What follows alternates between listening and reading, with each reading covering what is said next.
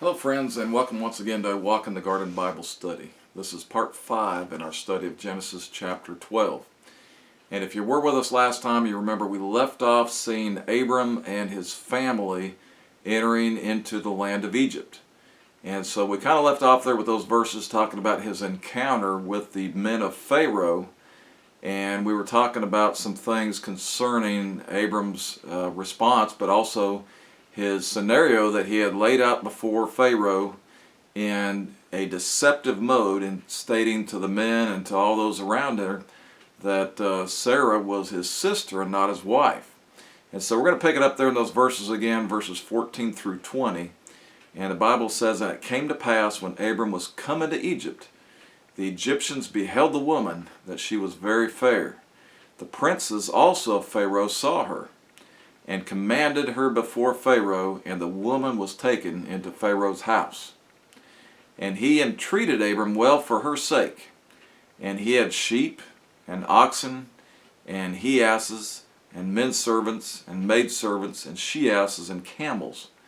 And the Lord plagued Pharaoh and his house with great plagues because of Sarai, Abram's wife.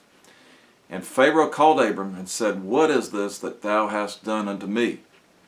Why didst thou not tell me that she was thy wife? Why saidst thou, She is my sister? So I might have taken her to me to wife. Now therefore, behold thy wife, take her, and go thy way. And Pharaoh commanded his men concerning him, and they sent him away, and his wife, and all that he had." Now, as the manner of the custom was, the great kings of this time and of this day, and especially in these heathen nations, had harems. They had multiple wives. They had sometimes concubines, more or less like live-in girlfriends, if you will. And they just, I guess, as a sign of wealth and as a sign of power, and just because they had the ability to do so, they would just acquire and accumulate these many wives. And really, if you look throughout history, this has happened in a lot of nations throughout the years, and in fact, in some cases, it's still happening today. But in many heathen nations especially, because they didn't apply the principles of the Bible, so that had no effect on their thinking, that had no effect on their conduct or on their lifestyle, and they just thought it was acceptable and as a sign of privilege to have these great many women as part of their household. And a lot of times they would, view them more or less as possessions rather than wives. I mean, they might have a special wife, or they might have the head wife, or they might have some that were closer than others. But many of them just had certain functions in the household, certain functions in the castle or in the kingdom there that they would do. And they just, they weren't allowed to be with other men or anything like that, but they had their duties as part of the king's household. And so that's what they did. And, just because it's available and just because it was, had the ability to do it, it never really worked out well, because a lot of times there were problems, major problems within those realms. And so they would just see them as, they had ownership over them, they had lordship over them, and basically they were just serving as a function of the king. And in many cases, they had many races of wives. They had many nations represented in their wivedoms, because they would see traveling bands come through. They would see different slave tribes come through, and if they spotted somebody, or the king's men, the king's servants would be out, and they would spot a girl that they thought would be in favor with the king. Well, they would broadcast that to him. He would take a look, and then he would make amends in an effort to acquire her for his own. And so in many cases, multiple races and multiple nations were represented in their harems. And, it really made no difference what religious background they had. It made no difference what customs they had or what kind of families they were from. It just didn't matter. If they wanted them and they, admired them, or they liked how they looked, or they, thought they were beautiful, then that's what they would do. They would do whatever it would take in order to get them into their household.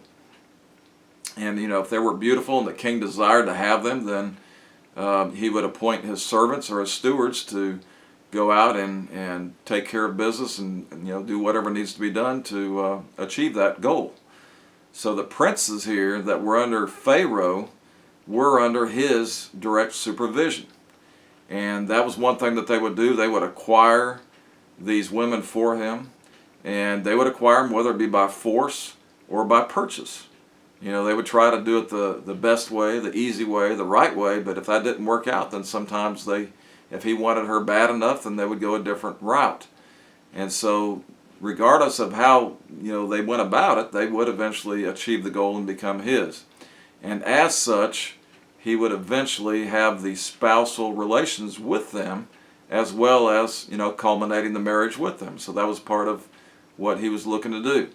Now it's obvious here that even at Sarah's age, not so young age, I mean, by this time, Abraham, I keep saying Abraham, but he was still called Abram at this time, but at this time, he was 75 years old, which means that Sarah was 65 years old.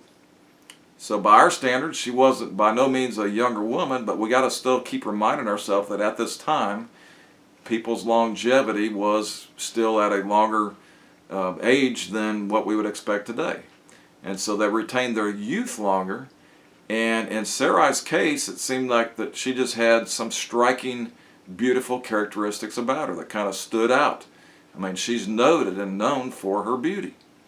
And everybody knew it. Abram was aware of it. He knew how, previous encounters they've had with people and their reactions to seeing his wife. And so he knew what he was up against. And he knew the customs of the day. He knew the customs of this land. He knew what they were going to be up against. And that's why he really had pinpointed the scenario, because he knew things that were going to take place. And we don't know. Maybe he tried to keep her undercover. Maybe he tried to kind of keep her out of view. But you can only do that so much. You've got to come out at some point in time to, do your duties or take care of business or, just bathe yourself or whatever the case is. So he knew what he was going to be up against. And that's why he devised this plan, because in his mind, he just, was under that fear that this exact thing was going to happen. And so he was trying to play out that, as we talked about, that scenario from a human standpoint. Okay, what can I do to, avert the inevitable? What can I do? We got to go in this land. We got to get these supplies. We got to provide for our family. But what is it that I can do to avert the possibility of them taking my wife? And, I'm not going to let them willingly take her. And by that means, they're probably going to kill me. So that's what he was up against. It was a real fear to him. It was a real threat to him. And he had to come up with some scenario to avert that. And so that's why he devised the plan that he hoped that would protect her purity and his life as well.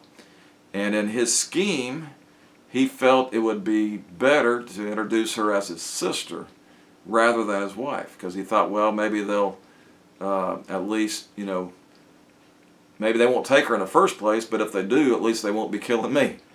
And, he thought, well, it's a matter of deception.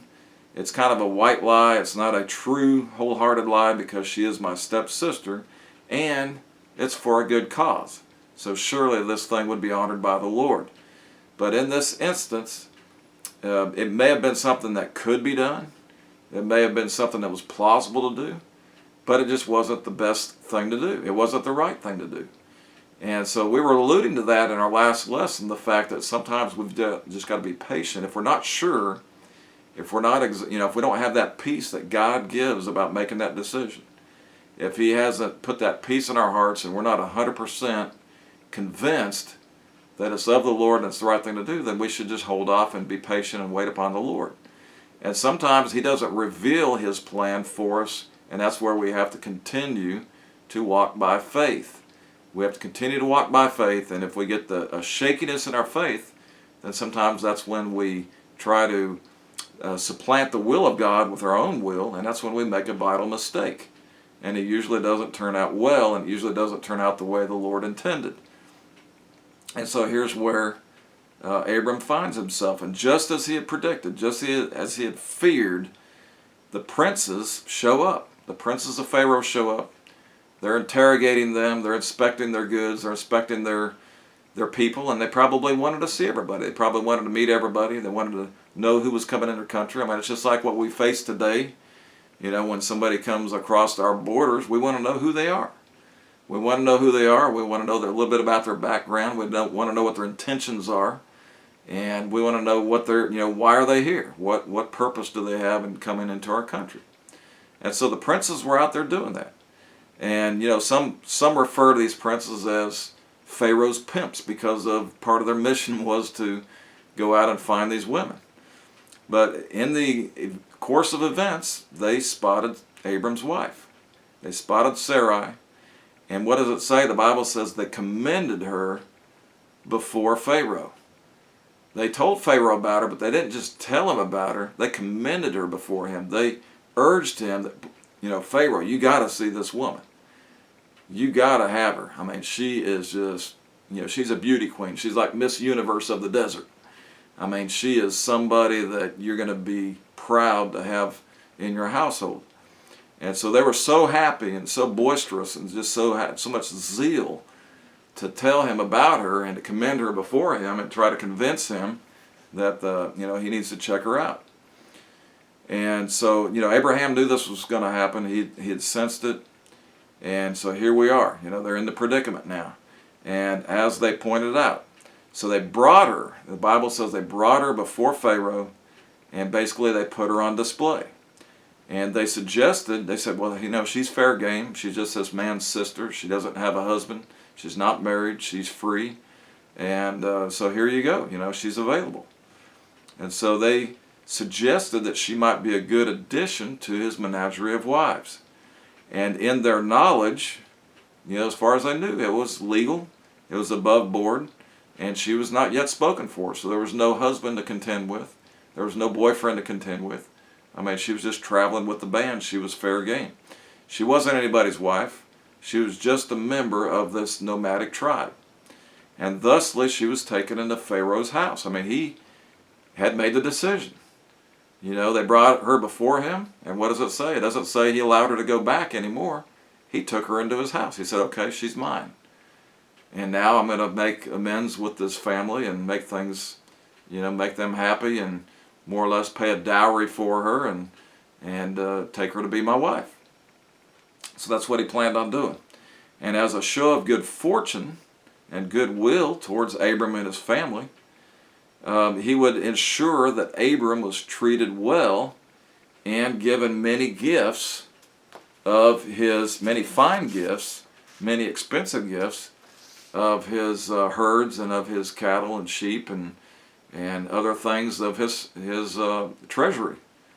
So he was making sure that Abram was well taken care of. He wanted to make them happy and wanted to make them considered, wanted to kind of bring them on board so they'd be acceptable for him to marry Sarai. And the Bible goes on to list some of these expensive gifts, some of these expensive useful items that anyone would love to have, especially when there was a famine going on, when they just came out of a grievous famine and they were at wit's end on how they were going to support themselves and have supply and how they were going to provide. And here's the unique thing is that God will provide supplies through various means. And he can supply our needs even through the least likely of places. And in this case, it was going to be through this heathen nation. It was going to be through Pharaoh himself, was going to end up supplying them with a lot of the needs that they had.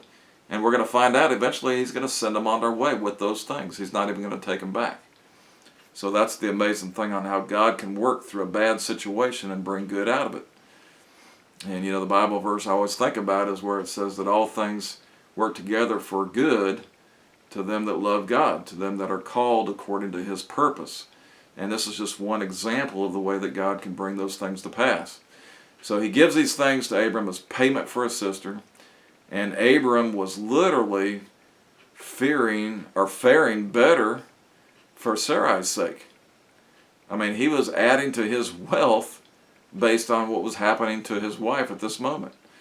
But the price would be great. The price would be his very wife. And I'm sure he was pulling his hair out. He was, rolling around in misery. He was hanging his head. He was praying hard now. seeking the Lord's wisdom, because, Lord, I've gotten myself in this mess. Now, and too many times when we, get ourselves in a mess, when we could have turned to the Lord in the first place and probably avoided such a situation, and there we are at our knees now because of a situation we find ourselves in, which if we would have sought the Lord before the situation, we would never have gotten into it in the first place. But that's just human nature, and that's a lot of times what we do. And that's what I said. If we seek the Lord, seek His will, and get His permission, get His favor on the situation, get His peace, then we'll know we're doing the right thing. And if we don't have that, then we should just hold off and wait, or possibly just not do it at all. When in doubt, don't. That's usually kind of the guideline to go by. So he was just in misery. I mean, he was dumbstruck. He just didn't know what else to do. His own wife was now become one of Pharaoh's harem girls. And he was just overwhelmed with grief.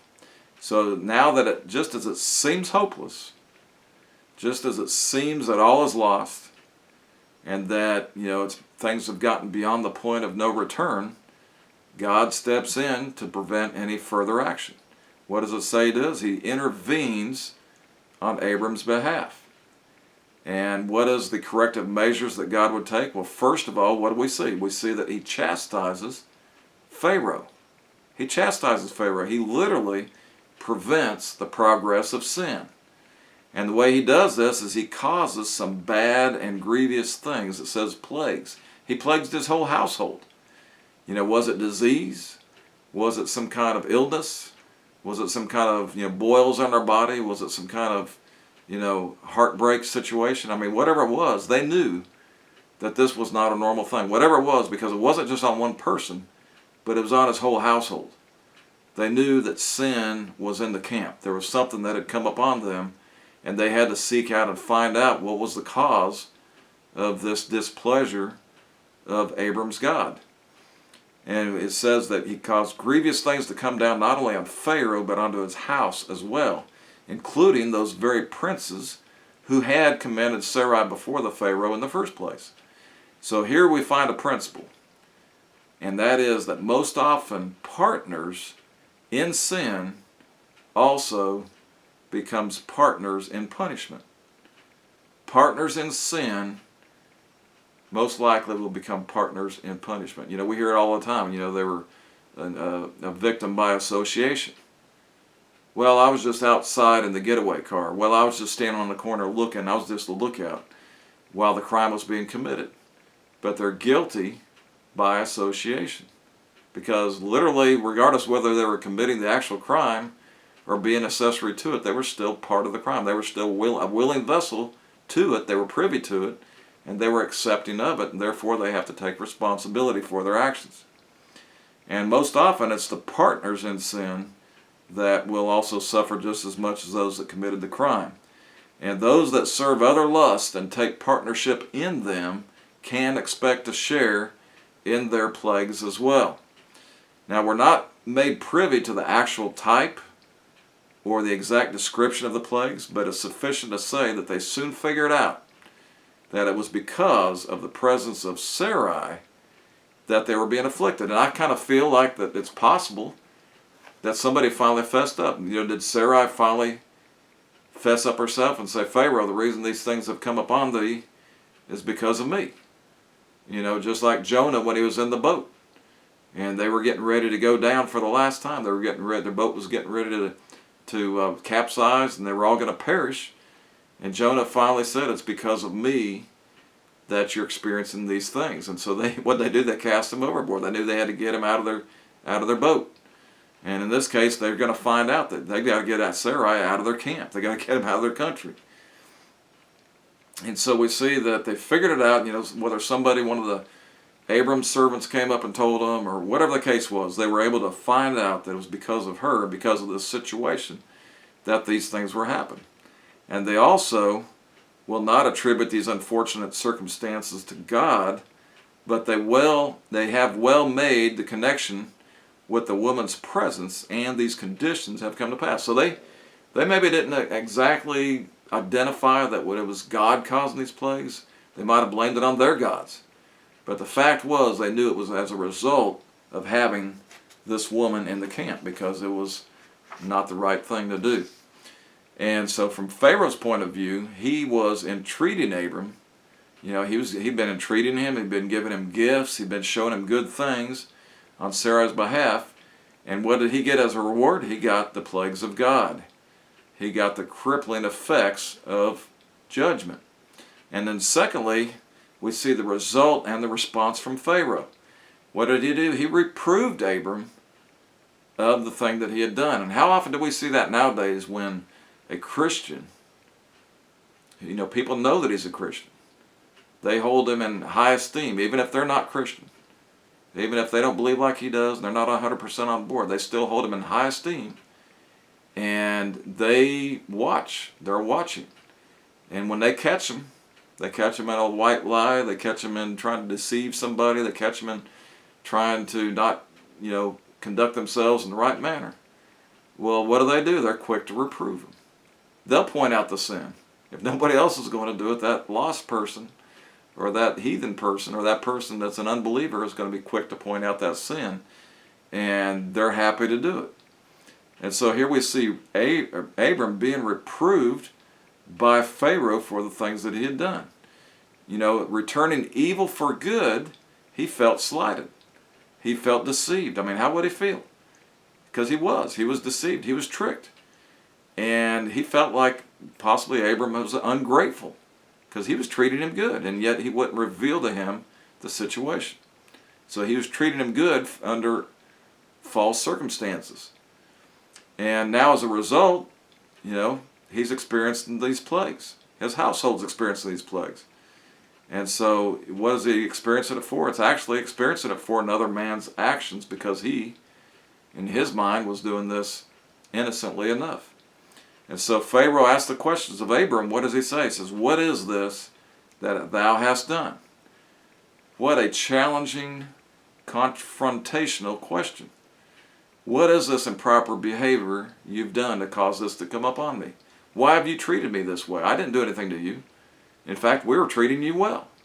But yet this is what we get. And you claim to be this servant of the Most High God.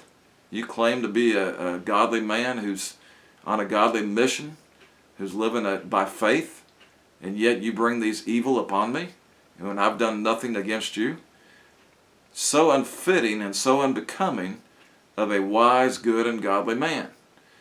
And folks are quick to point out the faults of others. We know that. We know they're quick to judge people, but they're quick to point out their faults, and even more so the professing Christian.